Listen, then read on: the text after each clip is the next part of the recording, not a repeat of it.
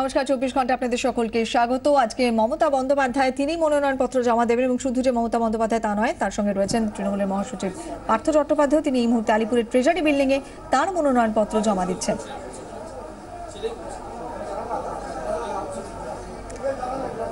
আজকে তৃণমূলের আর অন্যান্য অনেক নেতা মন্ত্রীও আজ মনোনয়নপত্র জমা দেবেন।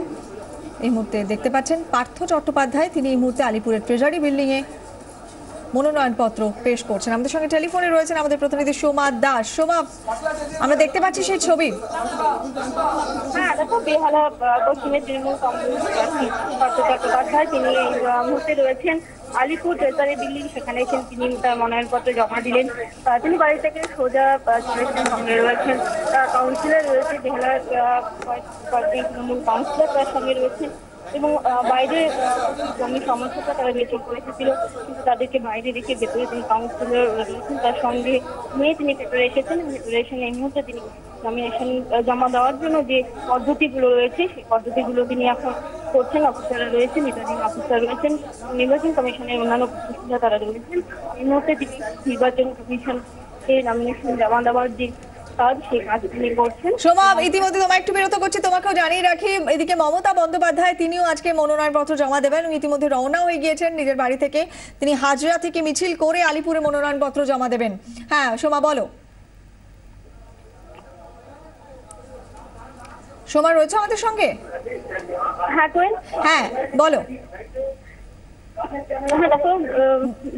সোমা দাঁড়াও, তোমাকে আরো একবার একটু বিরত করলাম। মমতা বন্দ্যোপাধ্যায় তোমাকে যেটা আমিও জানাচ্ছিলাম এবং দর্শকদেরও, যে আজকে তৃণমূলের মহাসচিব পার্থ চট্টোপাধ্যায় তিনিও যেমন মনোনয়নপত্র জমা দিলেন, তেমনই মমতা বন্দ্যোপাধ্যায় তিনিও নিজের বাড়ি থেকে বেরিয়েছেন।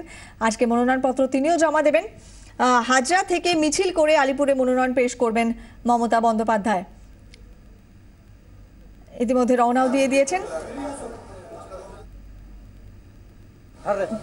ভবানীপুর কেন্দ্রের প্রার্থী পদে মনোনয়নপত্র পেশ করবেন মমতা বন্দ্যোপাধ্যায়।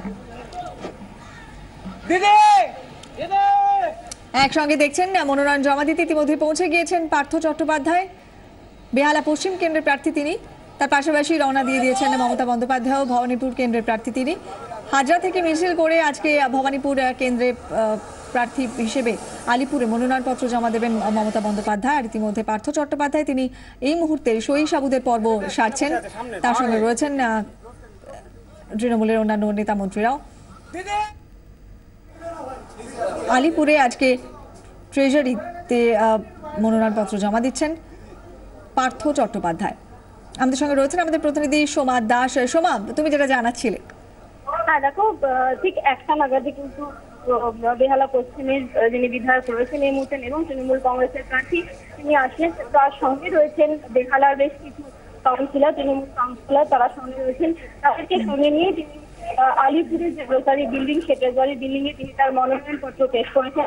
আমরা যেটা জানতে পেরেছি যে তিনি বাড়ি থেকে সরাসরি তিনি এখানে চলে এসেছেন, যদিও বেহালার বিভিন্ন প্রান্ত থেকে তার কর্মী সমর্থকেরা। সোমা, আমাদের সঙ্গে থাকো, তোমার কাছে ফিরছি। ইতিমধ্যে আমরা যেটা জানতে পারছি মমতা বন্দ্যোপাধ্যায় তিনি মনোনয়ন দিতে পৌঁছেও গিয়েছেন, সে ছবি আপনারা দেখতে পাচ্ছেন।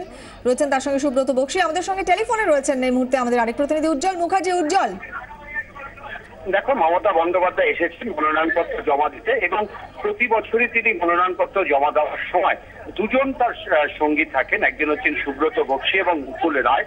দুজনই কিন্তু রয়েছেন তার পাশে। দুজনকে নিয়ে মমতা বন্দ্যোপাধ্যায় এসেছেন এবং প্রয়োজনীয় কাগজপত্রে সই করছেন এবং তার এবার মনোনয়নপত্রে যিনি সেকেন্ড করেন, অর্থাৎ যিনি প্রপোজার, তিনি হচ্ছেন ফিরোজ হাকিমের স্ত্রী।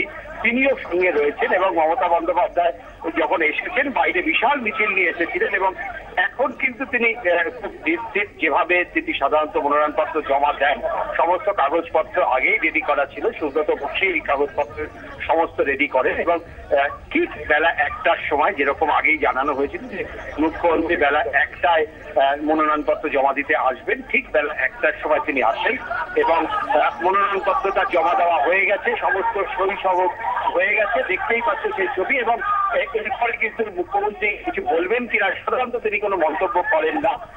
মনোনয়নপত্র জমা দেওয়ার পর মুখ্যমন্ত্রী সঙ্গে সুব্রত বক্সীও রয়েছেন। এখনো পর্যন্ত কিন্তু মুখ্যমন্ত্রী কোনো মন্তব্য করেননি এবং এটা আগেই ঠিক করা ছিল।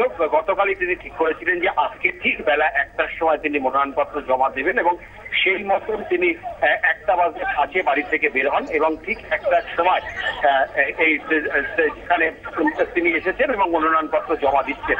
দেখো এর আগে যখন বিধানসভা নির্বাচন 2011 যখন বিধানসভা নির্বাচন হচ্ছে সেই সময় কিন্তু মুখ্যমন্ত্রী তিনি কিন্তু সেবার বিধানসভা নির্বাচনে লড়াই করেননি। আমরা জানি সবাই যে তখন তিনি রেল মন্ত্রী তখন তিনি মানে এমপি রয়েছেন এবং সেই অবস্থায় তিনি কিন্তু কখনোই মনোনয়নপত্র জমা দেননি। পরবর্তী ক্ষেত্রে উপনির্বাচনে তিনি প্রার্থী হন এবং এই বিল্ডিংয়ে তিনি মনোনয়নপত্র জমা দিয়েছিলেন, সেটা উপনির্বাচনের সময়। কিন্তু মুখ্যমন্ত্রী তিনি মনোনয়নপত্র জমা দিলেন বিধানসভা নির্বাচনের সময় এবং স্বাভাবিকভাবে তাকে ঘিরে এই মুহূর্তে কিন্তু মারাত্মক উন্মাদনা একেবারে। এবং উজ্জ্বল, আমি এটাই তোমার কাছে একটু জানতে চাইছিলাম যে আজকে আমরা পার্থ চট্টোপাধ্যায়কেও দেখলাম, দর্শকদের দেখালাম, তিনি আজকে মনোনয়ন জমা দিলেন। মমতা বন্দ্যোপাধ্যায় তিনি আজকে যখন আসছেন, উন্মাদনা স্বাভাবিক তাকে ঘিরে থাকেই, কিন্তু তার নিজের বডি ল্যাঙ্গুয়েজটা ঠিক কিরকম ছিল? দেখো মমতা বন্দ্যোপাধ্যায়ের বডি ল্যাঙ্গুয়েজ মানে খুবই নর্মাল, স্বাভাবিক যেভাবে বডি ল্যাঙ্গুয়েজ থাকে, খুব উত্তেজনা না। কারণ দীর্ঘদিন ধরে সংসদীয় রাজনীতিতে তিনি আছেন। বিধানসভা নির্বাচনে এই প্রথম, এর আগে উপনির্বাচনে তিনি মনোনয়নপত্র জমা দিয়েছিলেন, কিন্তু বিধানসভা নির্বাচনে এই প্রথম তিনি মনোনয়নপত্র জমা দিলেন। স্বাভাবিকভাবে এই মুহূর্তে তিনি রাজ্যের মুখ্যমন্ত্রী, তার উপরে পরবর্তী ক্ষেত্রে বিধানসভা নির্বাচনের সবটাই কার্যত তার উপর নির্ভর করছে, তার দল কতখানি সাফল্য পাবে তার সমস্তটাই নির্ভর করছে মুখ্যমন্ত্রী মমতা বন্দ্যোপাধ্যায়ের উপর। সেই জায়গায় দাঁড়িয়ে কিছুটা তো টেন্স অবশ্যই থাকেন তার মধ্যে, কিন্তু যেহেতু তিনি কোর খাওয়া রাজনীতিবিদ এবং দীর্ঘদিন ধরে নির্বাচনী লড়াইয়ে আছেন, সংসদীয় রাজনীতিতে আছেন, ফলে তাদের মুখ থেকে কিন্তু খুব বেশি বোঝার উপায় থাকে না যে শেষ পর্যন্ত তিনি কতটা এটা নিয়ে টেনশন আছেন কিনা। খুব স্বাভাবিকভাবেই তিনি আসেন, এসে যে কাগজপত্রগুলো যেখানে সই করতে হয় সেগুলো তিনি সই করেছেন এবং এখন দেখতে পাচ্ছি যে এই যে প্রয়োজনীয় বাকি যে শৈশবগুলো যেগুলো বাকি রয়েছে সেগুলো কিন্তু সুব্রত বক্সী তার যারা রয়েছেন, মুখ্যমন্ত্রী এখান থেকে বেরিয়ে গেছেন, কারণ ঘরের মধ্যে কিন্তু রীতিমতন একটা বিশৃঙ্খলা পরিবেশ তৈরি হয়, যেহেতু সবাই চান মুখ্যমন্ত্রীর ছবি তুলতে। এইখান থেকে মুখ্যমন্ত্রী বেরিয়ে কিন্তু নিচে চলে গেছেন। আর সুব্রত বক্সী যিনি তার নমিনেশনের মূল দায়িত্বে তিনি সমস্ত কাগজপত্রগুলো খুঁটিয়ে দেখছেন যাতে কোথাও কোনো রকম ভুল ত্রুটি না থাকে। দেখো সাধারণত নিয়ম হচ্ছে যে কোনো প্রার্থী তিনি কিন্তু একজন ডামি হিসাবে একজনকে মনোনয়নপত্র জমা দেন, যে যদি কোনো কারণে কোনো ভুল হয়ে যায়। এখানে কিন্তু কোনো ডামি ক্যান্ডিডেট থাকছেন না, শুধুমাত্র মমতা বন্দ্যোপাধ্যায় তিনি তার মনোনয়নপত্র জমা দিচ্ছেন, ফলে কোনোভাবেই যাতে কোনো ত্রুটি না হয় সে ব্যাপারটাই একেবারে সর্বতভাবে দায়িত্ব নিয়ে খতিয়ে দেখছেন সুব্রত বক্সী। অনেক ধন্যবাদ উজ্জ্বল, আপাতত তোমাকে। আবার তোমার সঙ্গে আমরা পরে যোগাযোগ করছি।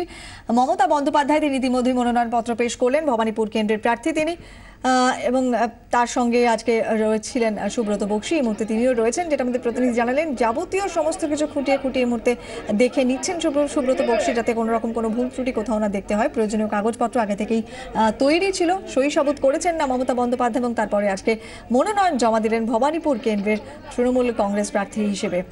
এর পাশাপাশি পার্থ চট্টোপাধ্যায় তৃণমূলের মহাসচিব, তিনিও আজকে ভবানীপুরের আলিপুরে এসে মনোনয়নপত্র পেশ করলেন। তিনি বেহালা পশ্চিম কেন্দ্রের তৃণমূলের প্রার্থী।